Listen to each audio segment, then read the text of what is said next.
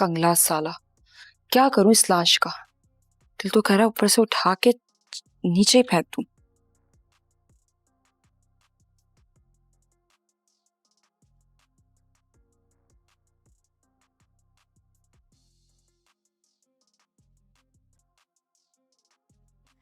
ज़हे नसीब, हुक्म फरमाइए। मुझे 10 लाख रुपए चाहिए। सोने की चिड़िया तुम्हारे पास है और पैसे मुझसे मांग रही। मुझे 10 लाख रुपए चाहिए। मैं जानती हूँ फैजान तो सिर्फ बैंक है, उसका एटीएम और चेकबुक तो तुम हो। तेरा बैंक बैंकरप्ट हो गया। वो आया था हार के तेरे पास। सुना है कि दुखी लोगों के गम तुम ही दूर करती हो। कहीं सुना है तुमने कि कोई भी डॉक्टर बगैर पैसों के इलाज करता हो? कहीं ऐसा ना हो कि यही भाई तुम्हें अपने हाथों से पुलिस के हवाले कर दे। ये धमकी सुनकर औरत के हाथ कांपने लगते हैं। इसे अंदाजा हो चुका था कि अब ये सिर्फ पैसों का मामला नहीं रहा, अब बात इज्जत और राजों तक पहुंच चुकी है। उधर फैजान की जिंदगी भी बिखरती जा रही थी। कारोबार मुसलसल नुकसान में जा रहा था। दफ्तर की फाइलें, बैंक के कर्जे और बढ़ती हुई परेशानियां, सब उसके सर पर पहाड़ बन चुके थे। इसका भाई परेशानी से पूछता है, भाई साहब खैर है? ये सब क्या हो रहा है? फैजान थके हुए लहजे में कहता है, हालात दिन बदन खराब होते जा रहे हैं। न कारोबार पहले जैसा रहा है, न जिंदगी। इसका भाई चंद लम्हे खामोश रहता है, फिर आहिस्ता से बोलता है, अगर आप बुरा ना माने तो एक बात कहूं। जब से भाभी आपकी जिंदगी से गई है, लगता है किस्मत भी साथ ले गई है।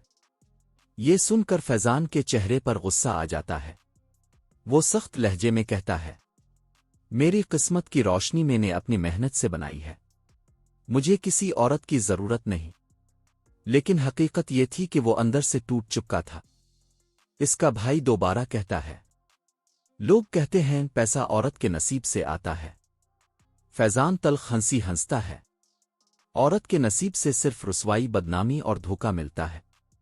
ये जुमले सुनकर साफ महसूस होता था कि इसके दिल में कोई बहुत गहरा जख्म है। इसी दौरान बैंक के कर्जे का मसला और संगीन हो जाता है।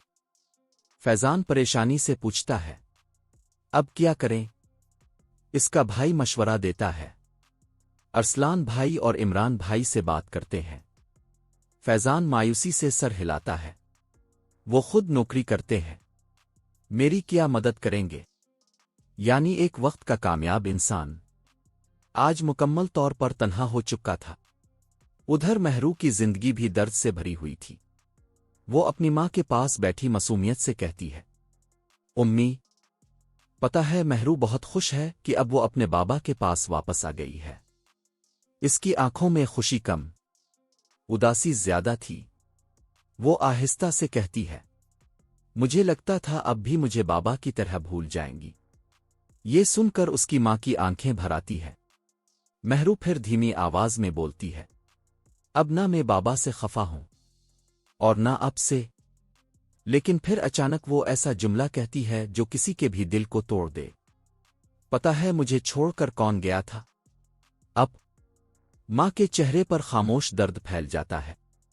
महरू बताती है, इस दिन मेरी तबीयत बहुत खराब थी, लेकिन किसी ने मेरी फिक्र नहीं की। फिर वो मजीद कहती है, भाभी बहुत काम करवाती है, लेकिन कम अज कम वो मुझे मारती तो नहीं।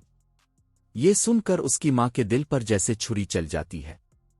एक छोटी सी बच्ची जो सिर्फ मोहब्बत चाहती थी, जिंदगी ने इसे इतनी जल्दी दर्द सिखा दिया था। इसी दौरान अहमद घर आता है। अहमद वो शख्स था जो हर राज जानता था और दूसरों के जख्मों पर नमक छिड़कने में इसे मजा आता था। वो मुस्कुराते हुए कहता है, मेरे पास 2 नई खबरें हैं। सब लोग हैरानी से इसकी तरफ देखते हैं। वो पहली खबर सुनाता है, फैजान भाई कभी भी महरू को वापस ला सकते हैं। ये सुनते ही सब परेशान हो जाते हैं, लेकिन असल धमाका अभी बाकी था। अहमद तंजिया अंदाज में कहता है, और दूसरी खबर यह है कि फैजान भाई बहुत कुछ दांव पर लगा चुके हैं। जेवर तो वो पहले ही अपनी चाहने वाली को दे चुके हैं। یہ سنتے ہی گھر میں خاموشی چھا جاتی ہے۔ ہر کسی کے دل میں خوف پیدا ہو جاتا ہے کہ کہیں کوئی بہت بڑا راز سامنے نہ آ جائے۔ احمد ہنستا ہوا وہاں سے چلا جاتا ہے، مگر اپنے پیچھے بے چینی چھوڑ جاتا ہے۔ ادھر مہرو اپنے نانا کے گھر پہنچتی ہے۔ وہ معصوم سی بچی خوش تھی کہ شاید اب اسے اپنوں کا پیار مل جائے گا، لیکن وہاں بھی اسے نفرت ہی ملی۔ ایک عورت طنزیہ انداز میں پوچھتی ہے، تمہیں تمہاری امی لے کر آئی ہیں یا تمہارے میاں نے گھر سے نکال دیا ہے؟ مہرو معصومیت سے جواب دیتی ہے، مجھے امی لے کر آئی ہیں۔ پھر سوال ہوتا ہے، کتنی چھٹی ملی ہے؟ مہرو فوراً کہتی ہے، میں اب یہاں سے نہیں جاؤں گی۔ یہ سنتے ہی عورت غصے میں آ جاتی ہے، کس سے پوچھ کر آئی ہو یہاں؟ مہرو ہمت کر کے جواب دیتی ہے، یہ میرے بابا کا گھر ہے، مجھے یہاں سے کون نکالے گا؟ عورت زہریلی مسکراہٹ کے ساتھ کہتی ہے، میں نکالوں گی، اور تمہارے بابا کب تک زندہ رہیں گے؟ ایک نہ ایک دن تو اس بوڑھے نے مر ہی جانا ہے۔ یہ سن کر مہرو کی آنکھوں میں آنسو آ جاتے ہیں۔ میرے بابا نہیں مر سکتے۔ اس کی آواز کانپ رہی تھی۔ وہ بھاگ کر اپنے بابا کے پاس جانا چاہتی تھی، لیکن خوف نے اسے جکڑ لیا تھا۔